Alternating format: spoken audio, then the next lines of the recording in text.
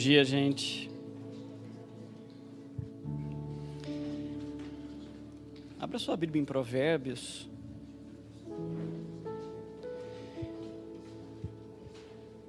Capítulo de número 3, nós vamos ler a partir do verso 9. Provérbios 3, 9.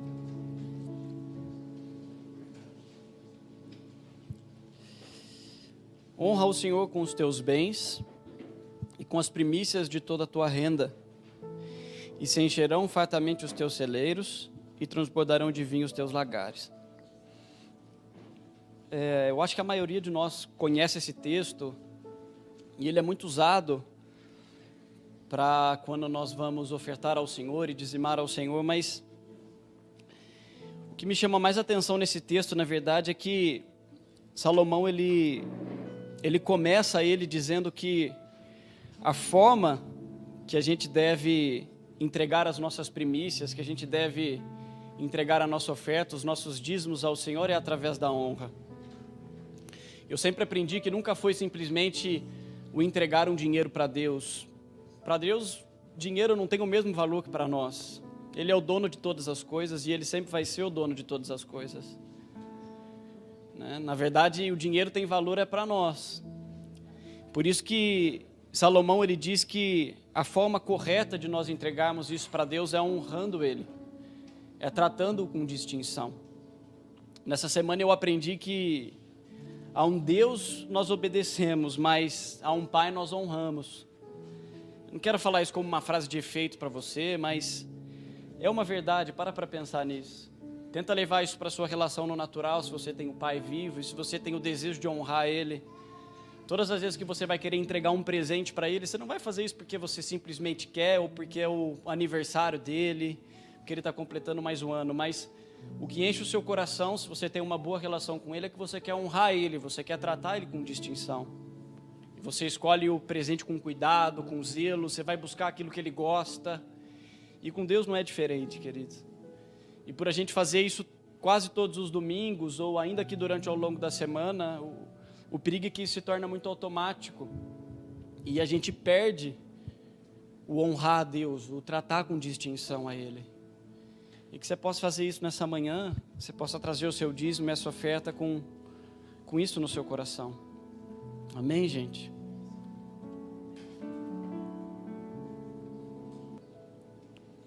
Abra sua Bíblia em Efésios. Nós vamos ler, abre em capítulo 1.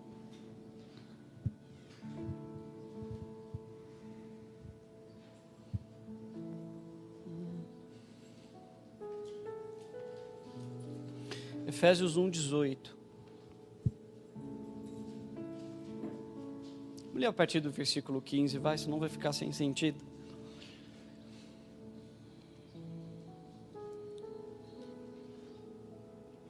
Por isso também eu, tendo ouvido a fé que há entre vós no Senhor Jesus e o amor para com todos os santos, não cesso de dar graças por vós, fazendo menção de vós nas minhas orações, para que o Deus de nosso Senhor Jesus Cristo, o Pai da glória, vos conceda espírito de sabedoria e de revelação no pleno conhecimento dEle, iluminando os olhos do vosso coração, para saberdes qual a esperança do seu chamamento, qual a riqueza da glória da sua herança nos santos, e qual a suprema grandeza do seu poder para com os que cremos, segundo a eficácia da força do seu poder. Só até aqui, queridos. Vamos orar? Pai, nós pedimos a sua graça nessa manhã, Pai. Sabemos que o Senhor está nesse lugar, Deus, e que a sua vontade se estabeleça, Senhor, sobre cada coração que está aqui, Deus. Que toda a nossa distração, Senhor, ela vá embora, Pai, que toda preocupação, Senhor, ela vá embora, e que nós possamos nos manter focados em Ti, Espírito Santo, a Sua palavra, Deus. O Senhor é digno disso, Espírito Santo. O Senhor é digno de toda a nossa atenção, Pai, de toda a nossa honra, Senhor. Assim nós oramos e Te agradecemos em nome de Jesus, Pai. Amém. Queridos, deixa eu ler o verso 18 com vocês. Paulo está falando para a igreja de Éfeso, e ele diz que, iluminando os olhos do vosso coração, para saberdes qual a esperança do seu chamamento, qual a riqueza da glória da sua herança nos santos e qual a suprema grandeza do seu poder para com os que cremos. Durante essa semana o Senhor falou muito comigo a respeito não só a respeito do meu chamado, de coisas que Ele tem para cada um de nós, mas o que eu espero disso, de como eu quero fazer isso e debaixo do que eu quero fazer isso, debaixo da glória do Senhor, debaixo da minha força, debaixo daquilo que eu acredito que é o certo. E ontem à noite, enquanto eu estava orando e tentando entender um Deus, o que Ele estava querendo, e eu fui perceber que desde o começo da semana Ele estava ministrando isso ao meu coração. E quando eu estava lendo essa carta aos Efésios, me chamou a atenção porque Paulo ele fala dessas 3 coisas que eram justamente o que estavam me incomodando. Ele fala da esperança do nosso chamamento, ou seja, qual é a expectativa a respeito daquilo que Ele entregou para você fazer, do ministério que Ele te entregou. O que você espera a respeito disso? Qual é a sua expectativa? E aí ele conclui, ele continua dizendo a respeito da riqueza da glória que Ele colocou no meio de nós, a riqueza da herança, da glória dEle colocou no meio dos santos. E ele termina dizendo, para que saibamos com aqueles que cremos, qual a suprema grandeza do seu poder. E eu quero começar falando a respeito da esperança do seu chamamento. E que na maioria das vezes, querido, isso aconteceu comigo. Eu não sei se com você, mas todas as vezes que Deus nos chama, e o pastor fala bastante a respeito disso, nós nos encantamos. Quando a gente descobre de alguma forma, através de um profeta, ou quando ele fala muito forte ao seu coração, a respeito daquilo que você entende que Ele quer que você faça. Qual é o seu propósito de vida? Acho que se eu perguntar para a maioria de nós aqui, todo mundo vai querer ouvir isso da boca de Deus. Você foi criado para ser alguma coisa, além de filho, para você manifestar isso, mas Ele te entregou uma obra para você fazer. Tiago fala a respeito disso, ele fala assim, olha, a minha fé ela precisa ser com obras, se a sua fé não é acompanhada de obras, ela é morta. Ou seja, então, Deus entregou para todos nós, queridos, sem exceção, um propósito. E quando a gente recebe essa palavra, a gente fica encantado com isso, e a gente busca, e a gente fica animado e feliz com todas essas coisas, mas à medida que a gente vai caminhando, querido, o Espírito Santo vai começando a colocar nós, querido, nos caminhos dEle, para que esse chamado que Ele entregou para cada um de nós, ele comece a ser alinhado. Porque muitas vezes, quando nós começamos a pensar a respeito da esperança do chamamento de Deus, nós nos preocupamos muito mais com o que Deus vai fazer na nossa vida do que com o que Ele vai fazer através de nós. A gente está muito mais preocupado o quanto Deus vai me usar, ou o quanto do poder de Deus vai vir sobre minha vida, para que as outras pessoas olhem, e através disso elas entendam que eu sou um homem de Deus e que Ele me chamou, ou o quanto de fato eu estou preocupado com aquela pessoa que está na minha frente. Por isso que Paulo fala, olha, debaixo de um espírito de sabedoria e de revelação, eu oro para que vocês possam saber qual é a esperança do seu chamamento, qual a expectativa que você tem em relação a isso. E isso não é de hoje, sempre existiu. Eu quero que vocês abram a Bíblia comigo em Atos dos Apóstolos, capítulo de número 8. A gente vai ler uma história de um homem chamado Simão.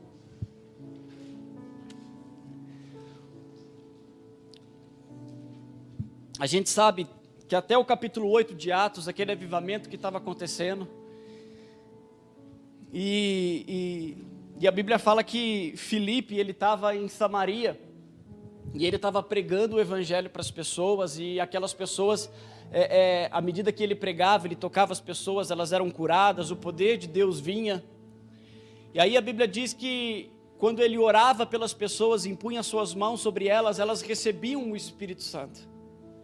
E Simão, o mágico, que era um homem que vivia naquele tempo, ele viu aquilo. Vamos ler a partir do verso 9, depois eu vou pular alguns versículos.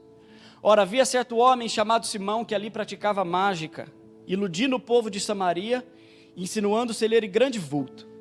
ao qual todos davam ouvidos, do menor ao maior, dizendo: este homem é o poder de Deus, chamado grande poder. Aderiram a ele porque havia muito os iludira com mágicas, e ele sabia que o que ele fazia era mentira. Quando, porém, deram crédito a Filipe, que os evangelizava a respeito do reino de Deus e do nome de Jesus Cristo, iam sendo batizados, assim como homens e mulheres. E o próprio Simão abraçou a fé, ele aceitou Jesus. E tendo sido batizado, acompanhava Filipe de perto, observando extasiado os sinais e grandes milagres praticados. Ouvindo os apóstolos que estavam em Jerusalém e que Samaria recebera a palavra de Deus, enviaram-lhe a Pedro e João, 2 apóstolos, os quais, descendo para lá, oraram por eles, para que recebessem o Espírito Santo. Porquanto ainda não havia descido sobre nenhum deles, mas somente haviam sido batizados em o nome do Senhor. Então lhes impunham as mãos e recebiam estes o Espírito. Vendo, porém, Simão, que pelo fato de imporem os apóstolos as mãos, era concedido o Espírito Santo, ofereceu-lhes dinheiro, propondo: concedei-me também a mim este poder, para que aquele sobre quem eu impuser as mãos receba o Espírito. Pedro, porém, lhe respondeu: o teu dinheiro seja contigo para a tua perdição, pois julgastes adquirir por meio dele o dom de Deus. Não tens parte e nem sorte neste ministério, porque o teu coração não é reto diante de Deus. Vocês conseguem entender o que acontece com Simão?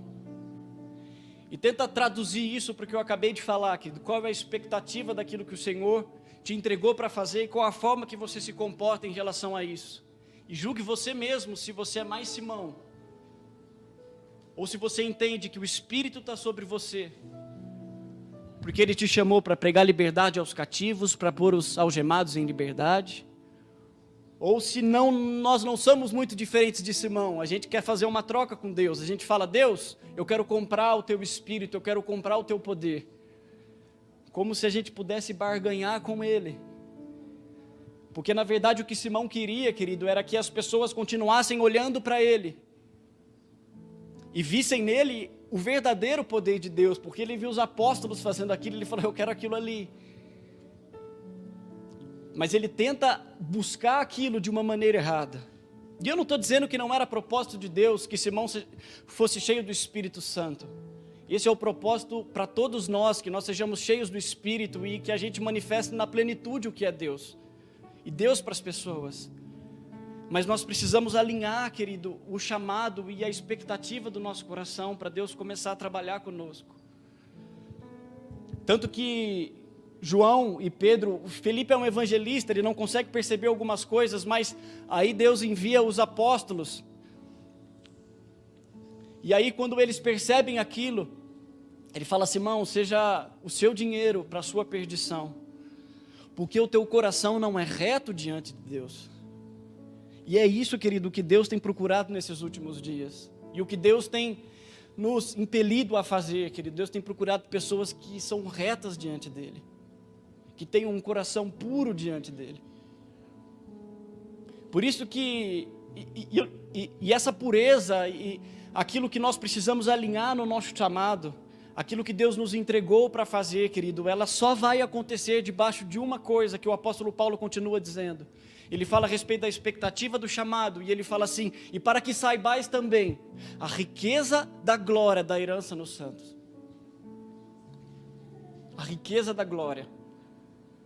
Porque é impossível, e você vai acabar descobrindo isso mais cedo ou mais tarde, que não só diz respeito a alinhar o seu chamado, mas depois que você entende isso, que o seu chamado, querido, diz respeito a transformar pessoas, e não simplesmente ser transformado, e não simplesmente pedir para Deus para que sejamos transformados, para que a gente coma o melhor dessa terra, mas pedir para Deus para que sejamos transformados, para que outras pessoas também possam ver Cristo em nós, porque Cristo em nós é a esperança da glória. É a partir daí. Então, quando a gente começa a entender isso, mais cedo ou mais tarde, você vai perceber que é impossível você viver, ou você conseguir cultivar a esperança do seu chamado, sem que você entenda a riqueza da sua glória, e da herança que Ele nos deixou nos santos. É impossível, porque você não consegue fazer na força do seu braço. Você pode ficar tentando o quanto você quiser fazer na força do seu braço, E você vai tentar de todas as formas produzir a glória de Deus e tentar fazer com que as pessoas olhem para você e elas vejam que você é um homem de Deus. Mas isso não vai adiantar, querido. Você nunca vai conseguir gerar nas pessoas o que realmente elas precisam. Porque essa é a expectativa do nosso chamado. Cristo nos entregou o seu Espírito para isso. Ele deixou o seu Espírito para isso. Ele falou assim, olha, importa que eu vá, para que o meu Espírito seja enviado, para que eu não deixe vocês órfãos. E Ele dá uma promessa, e Ele fala assim, eu vou acompanhar vocês por todos os dias da sua vida.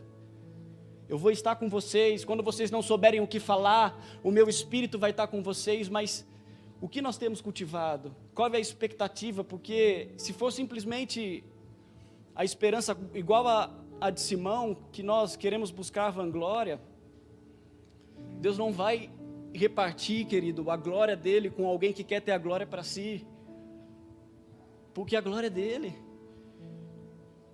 tudo é por ele. Nós cantamos aqui, a glória é para ele, ninguém vai roubar a sua glória, não é?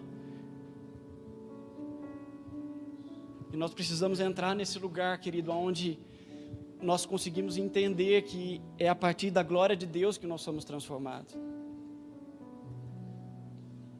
E não a partir da minha força, não a partir do meu braço, que isso vai acontecer, ou que as pessoas vão conseguir enxergar Cristo em nós. Você vai acabar ferindo os outros. Porque você vai se achar o dono da verdade, e você vai ficar ferindo e apontando os dedos para os outros, dizendo que a verdade está em você. Enquanto muitas vezes as pessoas, se você está cheio da glória de Deus, você não precisa nem abrir a sua boca, a pessoa vai perceber que tem algo diferente em ti. Pela forma como você fala, pela forma como você entra naquele ambiente. Eu acredito nisso, querido, eu tenho orado a Deus a respeito dessas coisas. Pai, o seu evangelho é verdade, as promessas que o Senhor falou na sua palavra são verdades. Então eu preciso entrar nesse lugar, Deus, aonde eu consiga alinhar, Pai, e o meu coração consegue ser curado e tratado por Ti, Deus, para que as pessoas consigam perceber, Pai, quão rica é a Sua glória e quão transformadora ela é. Nós não podemos fazer, querido, na força do nosso braço. Jesus escolheu que, o apóstolo Paulo fala isso, olha, a glória é em vaso de barro, e é mesmo, você é imperfeito e sempre vai ser imperfeito. Isso não vai mudar, querido. A sua carne sempre vai ser inclinada para o pecado. A sua carne sempre vai cogitar dessas coisas. Porque ela é inclinada para isso, só você dá um espacinho para ela que ela já mostra quem ela é. É só você dar um espaço, você sabe do que eu estou falando. Mas Ele escolheu que essa glória fosse em vaso de barro, para que o poder e a glória de Cristo, querido, fosse revelada. Quando o apóstolo Paulo fala a respeito dessas coisas, ele diz, olha, e Ele escolheu que fosse dessa forma, para que nenhum homem tomasse a sua glória, mas para que todos vissem que a glória é dele. Porque eles vão olhar para falar assim, mas ele é cheio de defeito. Ele é mesmo cheio de defeito. Mas ainda assim, querido, a glória está sobre ele. E essas coisas não são ocultas aos olhos dos outros.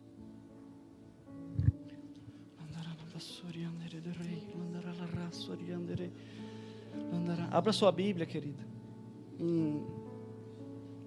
Acho que é 2 aos Coríntios. Deixa a sua Bíblia aberta em 2 aos Coríntios, capítulo 3. Versículo de número 15. Deixa ela aberta aí, mas deixa eu ler uns salmos para você antes. Salmos de número 8, verso 5 diz assim: Fizeste no entanto um pouco menor do que Deus, de glória e de honra o coroaste, deste-lhe domínio sobre as obras da tua mão, e sobre os seus pés tudo lhe puseste. Davi está falando do homem aqui, ainda que isso seja uma revelação a respeito de Cristo, mas essa palavra se aplica a nós homens.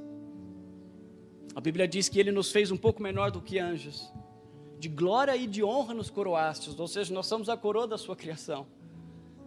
E Deus escolheu que isso fosse manifestado desde o Éden, querido. Quando Ele colocou a glória de Deus sobre Adão, Ele escolheu que a imagem dEle e a glória dEle fosse manifestada através de um homem.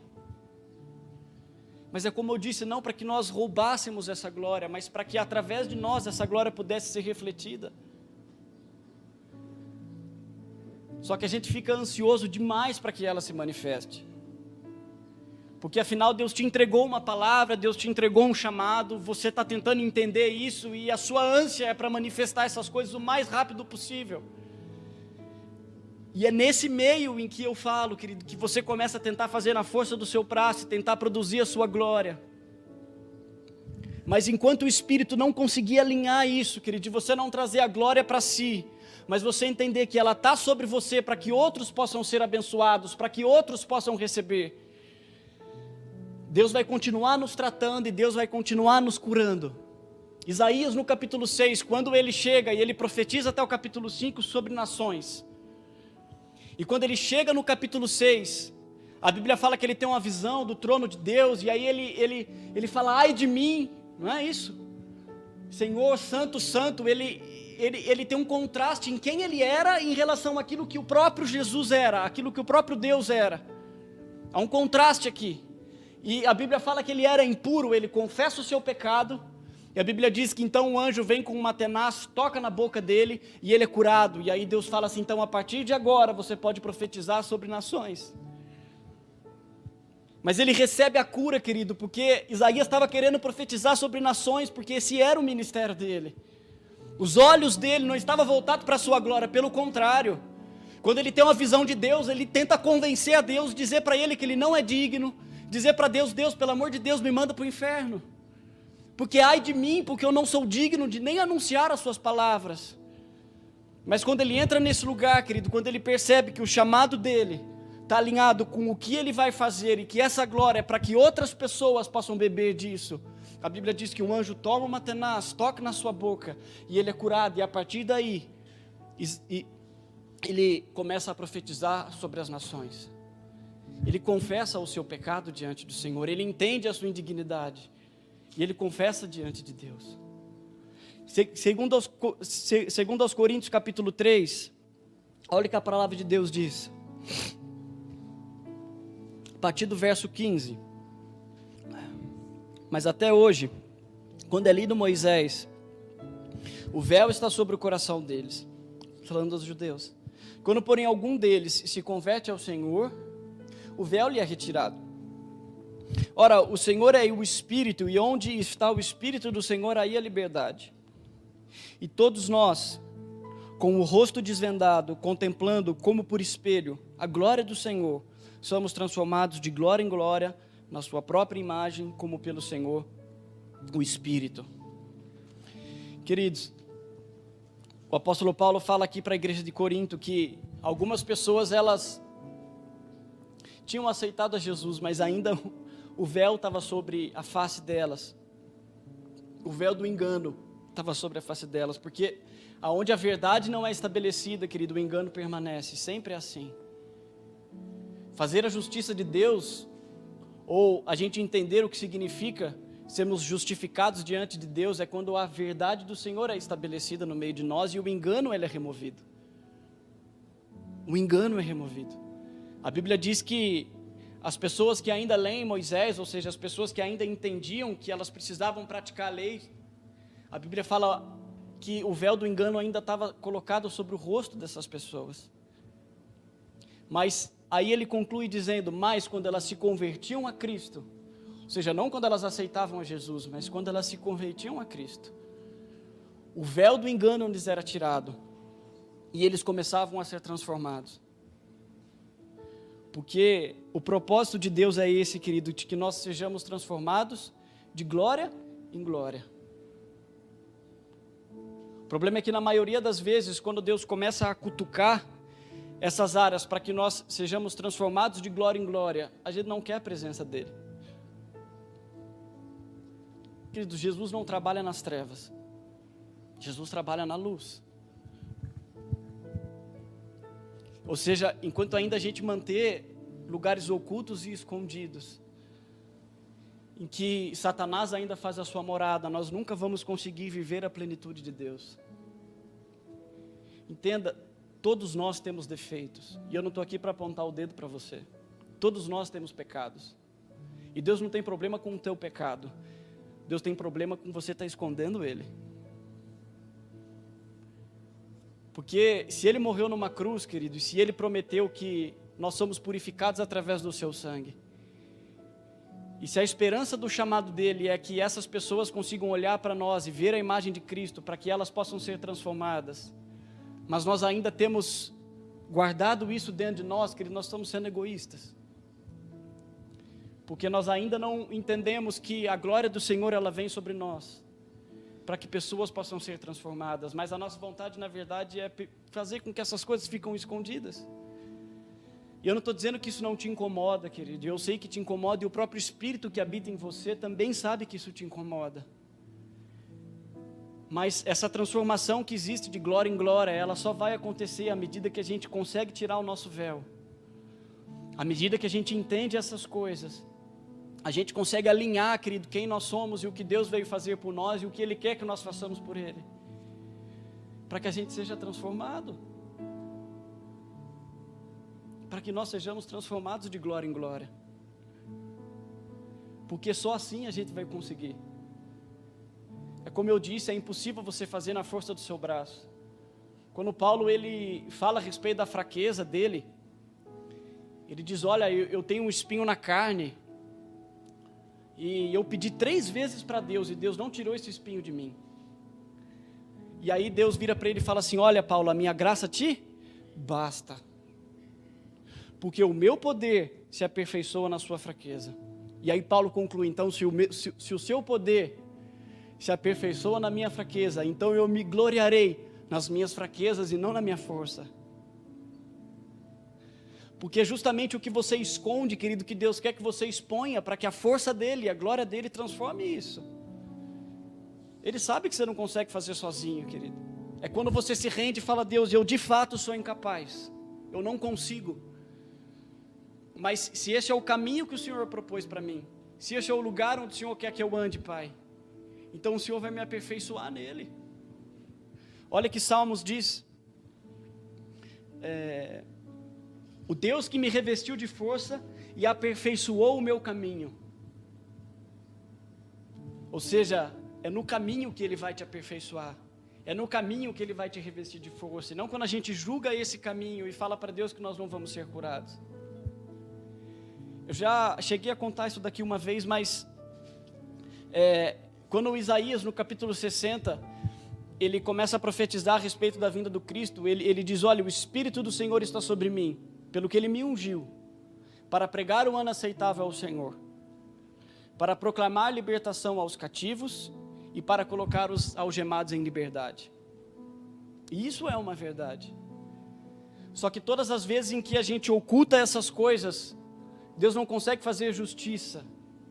E lembra do que eu falei, que o véu do engano, ele é retirado a partir do momento que a verdade é estabelecida. A verdade é a luz de Cristo. Mas só que todas as vezes que a gente tem essa tendência de ocultar essas coisas, querido, Deus não faz justiça, porque o que Ele quer é fazer justiça em relação ao pecado que ocupa em você, para que você seja livre. Deus é um Deus de misericórdia, e Ele te conduz em misericórdia. A Bíblia diz que a bondade de Deus te conduz ao arrependimento. Não é porque Deus é tão bonzinho que Ele te perdoa, é porque Deus é longânimo. E a bondade dEle, querido, a paciência de Deus, ela te conduz para um lugar onde Ele vai fazer com que você enxergue essas coisas, para que a gente receba o perdão de Cristo. Só que o quanto mais a gente oculta, o quanto mais a gente esconde, mais e mais, a gente não consegue desfrutar do que o próprio Cristo veio fazer. E o que Deus falou comigo é, Pai, eu não posso nem ousar fazer com que eu não seja curado, Deus, porque tem muita coisa para fazer, Deus, tem muita gente indo para o inferno. E eu não posso ser egoísta, querido, de conter o evangelho só para mim. Porque Deus, o Senhor espera de mim que eu seja curado no caminho, Pai, para que outras pessoas também possam ser curadas, porque eu sou melhor do que elas, Pai. Porque a sua luz brilhou sobre mim, e porque a tua luz não pode brilhar sobre elas, depende de mim. Você já parou para pensar que se Deus te chamou para fazer algo e você não entender isso, aquela pessoa pode morrer, porque foi você que Ele levantou para fazer. E pessoas podem perecer por isso. Foi o que o pastor falou a respeito do Daniel e da Raquel. Se eles não cumprirem o seu papel de pais, Deus vai ter que levantar alguém lá na frente para tentar ir arrumando as coisas. E Deus não quer arrumar as coisas, Deus quer fazer com que você assuma. Só que para isso nós precisamos andar nesse caminho e não fugir dele. Parar de nos preocupar, querido, de o quanto da glória dele está em mim, para a nossa vanglória, para o nosso prazer. O prazer de Deus, querido, está em ver pessoas sendo transformadas, sempre foi isso. Por 3 anos ele andou na terra, querido, curando pessoas. A primeira coisa que ele fez no seu ministério foi formar um grupo de pessoas e não fazer um milagre. Porque o propósito de Deus sempre vão ser as pessoas. E não a minha e a sua glória, e não aquilo que ele vai poder sim fazer. Ele tem prazer na sua cura. Ele tem prazer na sua cura. Mas ele fala assim: então, filho, agora a consolação que recebestes, consola os outros. Faça isso. Entenda esse lugar, querido. Se arrependa disso. Eu me arrependo disso, porque eu já fiz isso. Eu já quis buscar a glória de Deus para que os outros vissem que eu fosse um homem de Deus. Eles vão ver, Deus, que eu sou cheio do Espírito. Meu Deus, quanto egoísmo é isso. Quão horrível é isso. Deus quer, querido, te curar. Deus quer te sarar. Um dos salmos que eu mais gosto é Salmos de número 103. Davi fala assim: bendize a minha alma ao Senhor, e tudo que é em mim bendiga o teu santo nome. Porque esse é o propósito. Tudo que é em mim bendiga o teu santo nome. E ele continua dizendo: bendize a minha alma ao Senhor. E ele fala: é ele quem sara as tuas enfermidades, é ele quem perdoa as tuas iniquidades, é ele quem te redime da cova e te coroa de graça e de misericórdia. Para quê, querido? Para que tudo que há em mim bendiga o teu santo nome. Tudo que há em mim bendiga o teu santo nome, Senhor. A minha alma, o meu corpo e o meu espírito, Pai, bendirá o seu nome para todo sempre. Abra sua Bíblia em Filipenses, capítulo 3. Nós vamos ler a partir do verso 12. Não que eu já tenha recebido ou tenha já obtido a perfeição, mas prossigo para conquistar aquilo para o que também fui conquistado por Cristo Jesus. Ou seja, expectativa do seu chamado. Ele foi conquistado por alguma coisa e agora a esperança do chamado dele é conquistar os outros a despeito daquilo que ele foi conquistado. Irmãos, quanto a mim, não julgo havê-lo alcançado. Está falando de perfeição. Mas uma coisa faço, esquecendo-me das coisas que para trás ficam e avançando para as que estão diante de mim. Prossigo para o alvo, para o prêmio da soberana vocação de Deus em Cristo Jesus. Ou seja, a vocação dele. Todos, pois, que somos perfeitos, tenhamos este sentimento. E se porventura pensais do outro modo, também isso Deus vos esclarecerá. Todavia, andemos de acordo com o que já alcançamos. Esses dias eu fui conversar com um pastor e eu aprendi algo, que Deus não olha para aquilo que você entregou, mas Deus olha para aquilo que você tem retido. E isso não é injustiça.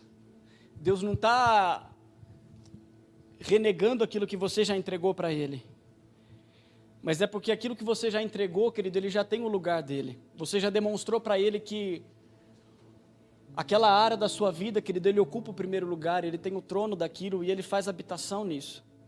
Então Ele já está ali, Ele não precisa olhar para aquilo porque Ele já habita naquele lugar. O problema não é aquilo que nós entregamos, mas aquilo que nós estamos retendo. O problema nunca vai ser com aquilo que você faz, mas com aquilo que você não faz. Porque é nisso que Deus está com os seus olhos. É a história do jovem rico, que a gente vira e mexe e fala aqui a todo tempo. Ele cumpria toda a lei, mas os olhos do Senhor estavam naquilo que ele estava retendo. E não naquilo que ele já tinha entregado. Ele cumpria a lei, ele entregava muita coisa. Mas ele ainda estava com uma coisinha ali, querido, escondida no coração dele, aonde Cristo não habitava. E aí Deus fala: então abandona isso para que você me siga. E ele não quer. Porque os olhos de Deus estão sobre esse lugar. Sobre aquilo que nós temos retido, querido. E para isso nós precisamos da glória. E para isso nós precisamos nos colocar diante do Senhor. Porque essas coisas vêm debaixo de revelação. Por isso que Paulo ora e diz assim: olha, então que o espírito de conhecimento, o espírito de sabedoria e de revelação venha sobre vós, para que vocês aprendam essas coisas. para que Cristo nos ilumine, querido, e essas coisas possam não fazer mais parte de nós, e Ele habite com toda a plenitude dentro de nós. É o que eu falei, tudo que há em mim, bendiga o Teu santo nome, Senhor. É o Senhor quem me redime da cova, é o Senhor quem me coroa de graça e de misericórdia. E esse lugar é verdadeiro. Não queira atrapalhar os processos, querido, é de glória em glória, mas há um processo. A Bíblia diz que quando Ele dá uma ordem para Adão, Ele cria Adão, Ele fala assim, olha, frutificai-vos, multiplicai-vos e sujeitai a terra. Há uma ordem nisso. Primeiro você frutifica, depois você multiplica e depois você sujeita a terra. Só que antes de frutificar, você quer multiplicar. Só que aí você vai multiplicar quem você é. E aquilo que Deus pediu para você sujeitar, vai acabar te sujeitando você. Você vai ficar escravo daquilo. Aquilo vai te governar, porque a ordem é, primeiro frutifique. Primeiro entre nesse lugar, depois multiplique. E aí quando você já frutificou e já multiplicou, as coisas vão estar debaixo do seu governo. Amém, querido? Quando o povo, eles terminam o templo, querido, Deus vem com a sua glória, e aqueles sacerdotes, eles não conseguem ministrar. E o meu desejo é que isso aconteça com você, se você estiver tentando fazer isso na força do seu braço, querido. Que a glória do Senhor possa vir e você não consiga ministrar.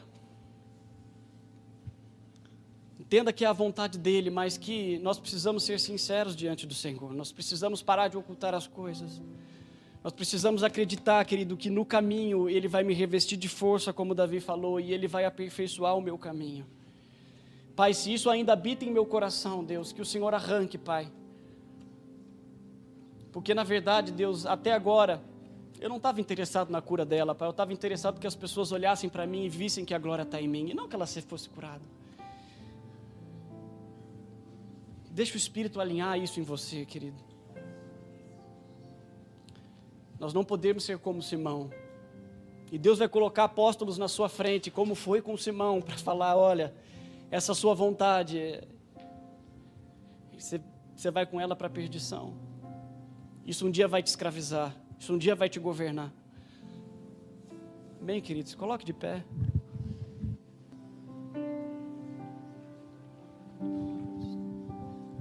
Compreendo os teus caminhos,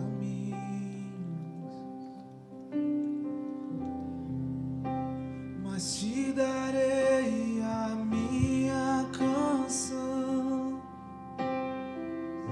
doces palavras te darei.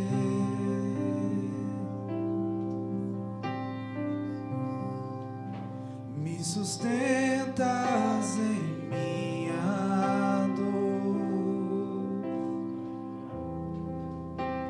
e isso me leva mais perto de ti, mais perto dos teus caminhos.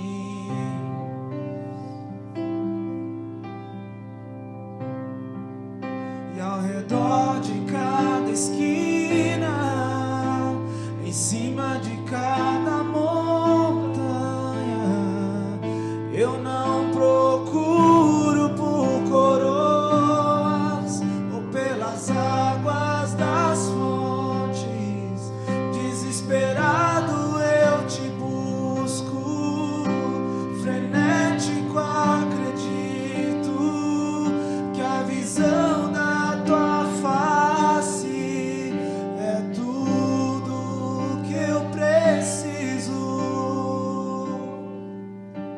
e te direi se vai valer a pena, vai valer a pena, vai valer a pena mesmo.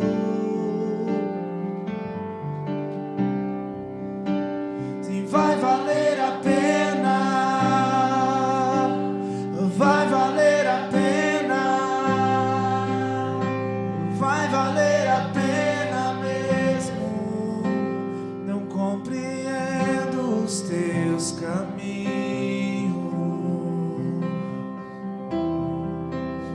mas te darei a minha canção, doces palavras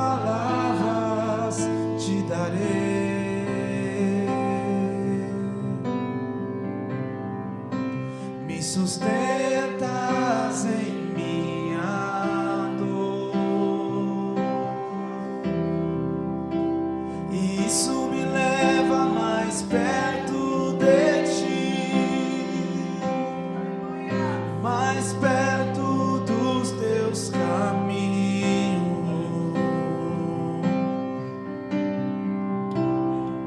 E ao redor de cada esquina, em cima de cada montanha, eu não procuro por coroas ou pelas águas das fontes. Desesperado eu te busco, frenético acredito que a visão da tua face é tudo que eu preciso.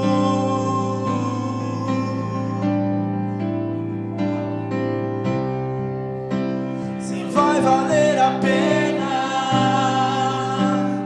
vai valer a pena, vai valer a pena mesmo.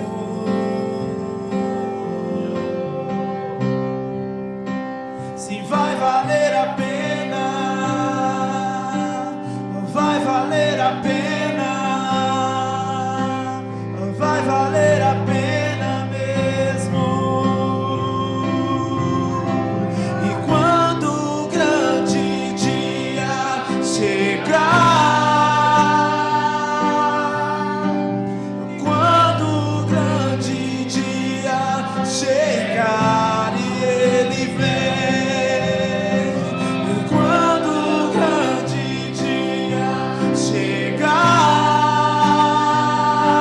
eu cantarei, eu cantarei, eu cantarei.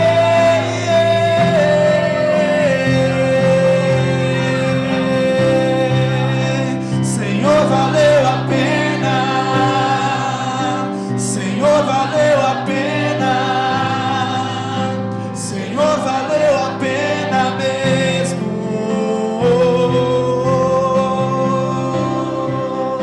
Senhor, valeu a pena,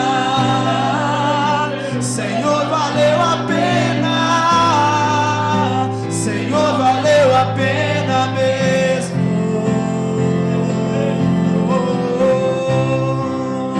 Senhor, valeu a pena,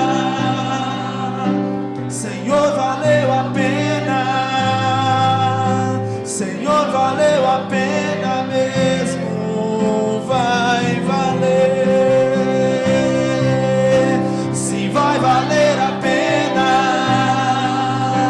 se vai valer a pena, vai valer a pena mesmo.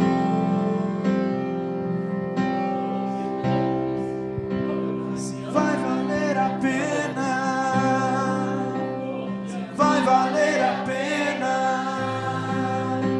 se vai valer a pena mesmo.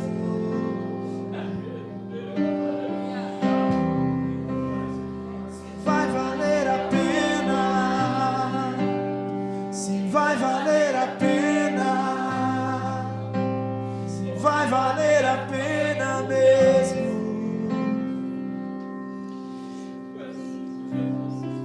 Queridos, eu falei isso domingo retrasado, mas não pule para o próximo tópico. Não espera chegar domingo que vem para você saber qual que é a próxima palavra que Deus vai dar. Porque é isso que a gente faz. A gente pula para o próximo tópico, porque você entendeu na sua mente, mas não foi digerida no seu espírito. Então você está esperando qual é o próximo conhecimento que Ele vai derramar. Não procure pelo próximo tópico, querido. Procure digerir isso e fazer com que o Espírito transforme a minha e a sua vida. Amém, querido? Vamos orar. Pai, que o Seu Espírito, Senhor, continue falando conosco, Pai, nessa semana, Deus. Que o Senhor nos incomode, Pai. Porque aonde existe trevas, Pai, se a Sua luz resplandecer, Senhor, nós sabemos que isso possa incomodar, Senhor, por um tempo, Pai, mas aquilo que Ainda que, Pai, o velho homem se corrompa, Senhor, exteriormente de dia em dia, Pai. Que o Senhor nos renove, Senhor, dia a dia, Espírito Santo, no homem interior, Pai. Que o Senhor nos renove, Espírito Santo, a despeito do cansaço, Pai. A despeito, Espírito Santo, de qualquer tribulação, Senhor, ou qualquer situação que possamos estar passando, Pai. Que no dia a dia, Espírito, o homem interior de nós seja renovado por Ti, Pai. Que o Senhor nos dê uma semana debaixo da Sua glória, Senhor. Que nós sejamos transformados de glória em glória, Pai. Em nome de Jesus, Deus. Que a Tua comunhão, Espírito Santo, se faça presente sobre nós, Pai. Que a graça do Senhor esteja sobre nós, Senhor. Assim nós oramos, Pai, e Te agradecemos em nome de Jesus, Senhor. Amém.